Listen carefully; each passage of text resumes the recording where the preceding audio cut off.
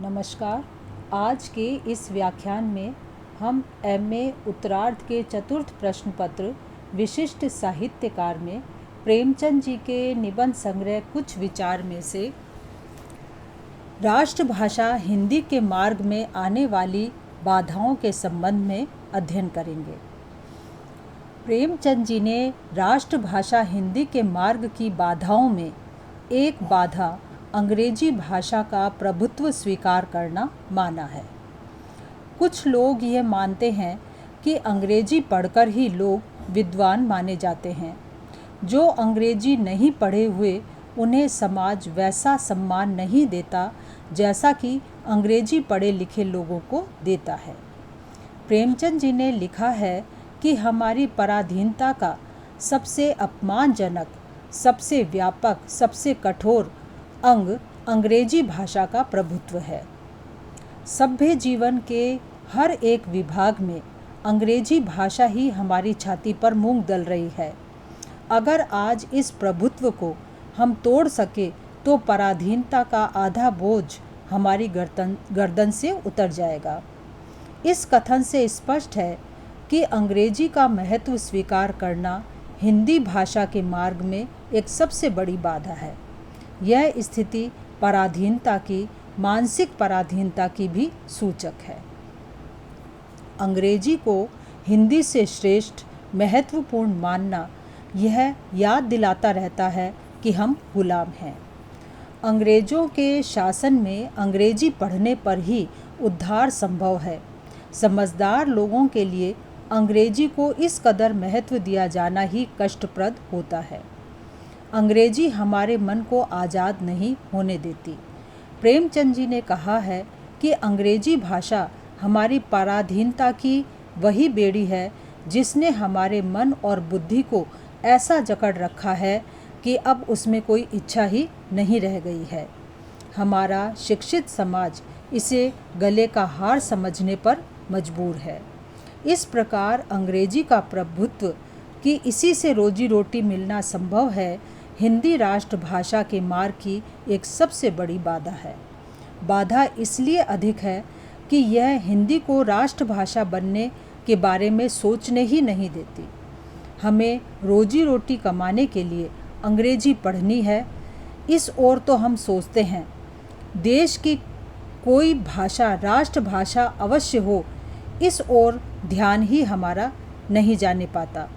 अंग्रेजी से ही हमें सम्मान मिलता है, यह धारणा लोगों में घर किए हुए है, जो एक खतरनाक बीमारी है।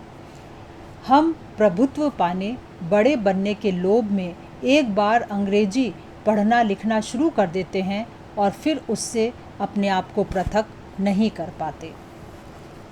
दूसरा, हिंदी की शुद्धता के प्रति आग्रह। प्रेमचंद जी ऐसा मानते हैं कि हिंदी राष्ट्रभाषा तभी बन सकती है जब वह इतनी सरल हो कि जनसाधारण की समझ में आ जाए।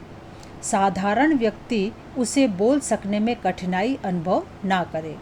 यदि हिंदी को कठिन बना दिया गया तो वह जनसाधारण की भाषा ना बन सकेगी और उस स्थिति में वह राष्ट्रभाषा का पद भी प्राप्त नहीं कर पाएगी। कुछ विद्वान हिंदी की शुद्धता के प्रति बहुत आग्रह रखते हैं।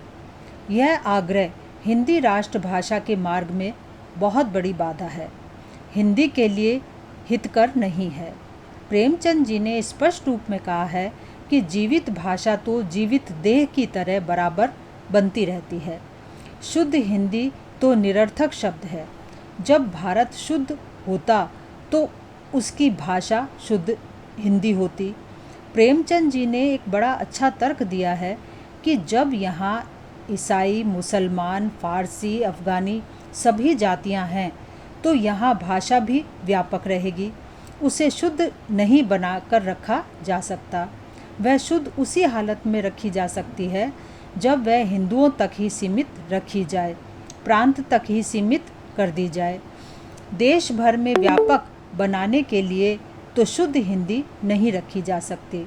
शुद्ध बनाने के प्रयास में प्रौढ़ हिंदी को फिर से शिशु बना देना पड़ेगा, उसकी उन्नति घटा देनी पड़ेगी।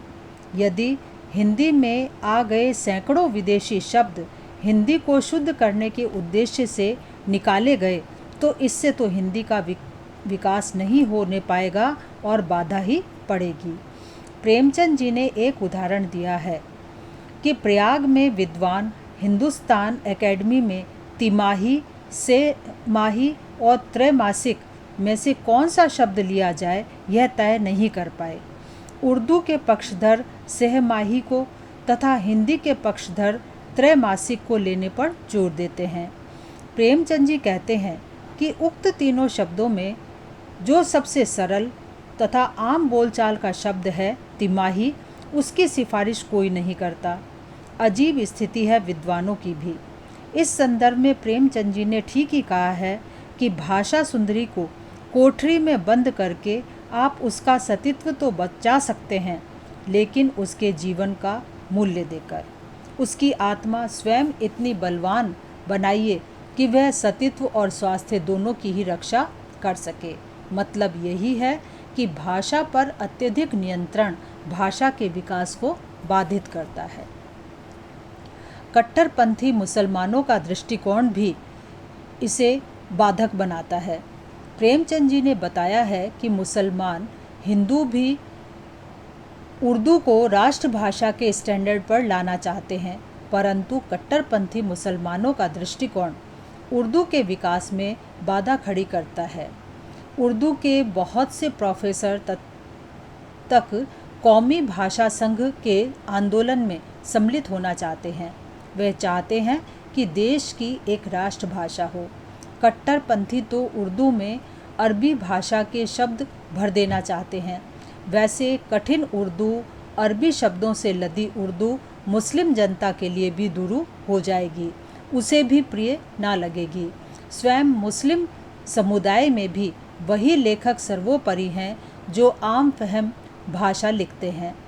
जो हिंदी सैकड़ों मुसलमान शायरों के प्रयास से समृद्ध हुई, जिस साहित्यिक हिंदी का बीज अमीर खुसरो ने बोया, जिस हिंदी कविता का शौक अकबर, जहांगीर, औरंगजेब को भी था, उसी हिंदी से कट्टरपंथी मुसलमान परहेज रखते हैं। फिर भाषा ज्ञान की कमी भी एक बहुत बड़ी बाधा है।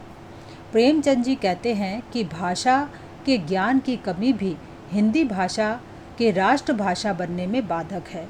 जो राष्ट्रभाषा हिंदी में लेखन कार्य करते हैं, वे भावों की सम्यक अभिव्यक्ति के लिए उचित सरल शब्द नहीं प्रयुक्त कर पाते, क्योंकि उनका शब्द भंडार कम है। जनता में भी भाषा का ज्ञान बहुत थोड़ा है, इसलिए जनता लिखे हुए साहित्य को भली प्रकार समझ नहीं पाती।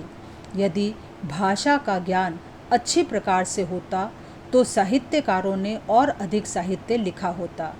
जनता में भाषा का ज्ञान होता तो साहित्य की मांग, खपत अधिक हुई होती और भाषा का प्रचार अधिक हुआ होता। अच्छा रुचिकर साहित्य यदि समझ में आए तो वह भी तो जनता की रुचि भाषा की ओर आकृष्ट करती है। विद्वानों में राष्ट्रीय चेतना का अभाव।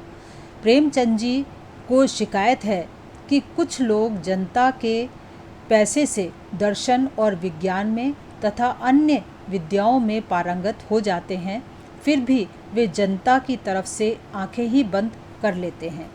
उनकी दुनिया अलग हो जाती है। प्रेमचंद जी ने लिखा है, काश उनमें भी राष्ट्रीय चेतना होती, काश वे भी जनता के प्रति अपने कर्तव्य को महसूस करते, तो शायद हमारा काम सरल हो जाता। काम से उनका अभिप्राय हिंदी भाषा के विकास से है। प्रेमचंद जी ने इसी उदासीनता, चेतनाहीनता के संदर्भ में कहा है कि जिस देश का दिमाग विदेशी भाषा में सोचे और लिखे, उस देश को अगर संसार राष्ट्र नहीं समझता तो वह क्या अन्याय करता है। जब तक आपके पास राष्ट्रभाषा नहीं, आपका राष्ट्र भी नहीं। इस प्रकार विद्वान बन गए लोगों ने हिंदी को राष्ट्रभाषा बनवाने की दिशा में प्रयत्न ही नहीं किया है। यदि उन्होंने प्रयत्न किया होता तो हिंदी का और अधिक हित हुआ होता। यह है कि विद्वान लोग अंग्रेजी भाषा का प्रयोग करने में अपनी शान समझते हैं। इससे दूसरे लोगों के मन में हिंदी के महत्व का भाव ही उत्पन्न नहीं होता। संसार में भेड़ चाल ही हुआ करती है। महाजनों येन गतः स पंथा, महान लोग जैसा आचरण करते हैं सामान्य लोग भी वैसा ही करने लगते हैं। धन्यवाद।